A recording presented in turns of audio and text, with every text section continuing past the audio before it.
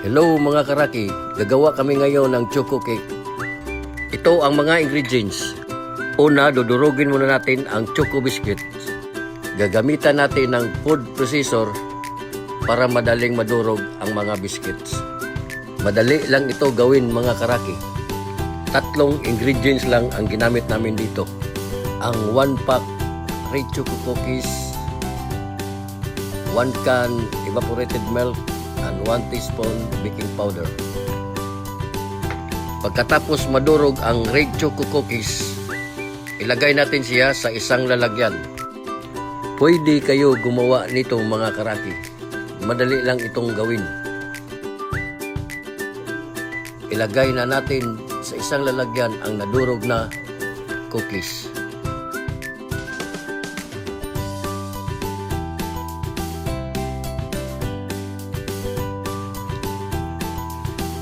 At isunod natin ang 1 tablespoon baking powder at ang 1 can evaporated milk.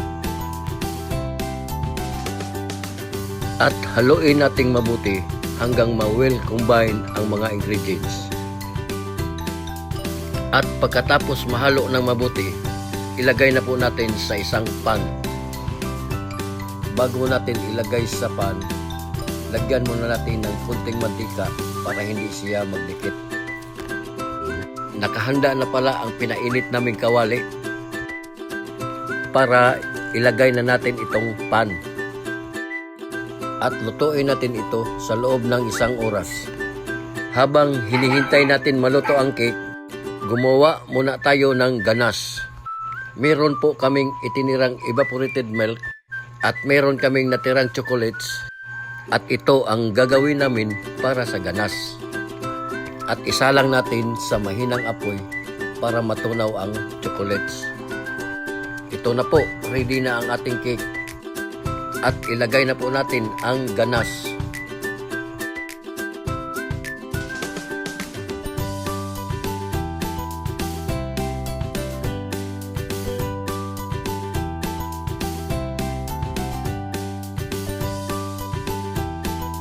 Nasa inyo na po kung ano ang ilalagay nyo na toppings.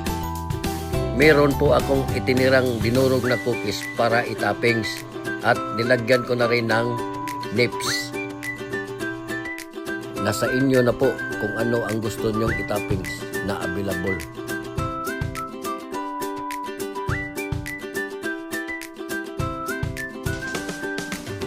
Ito na po ang finished product ng ating chocolate cake.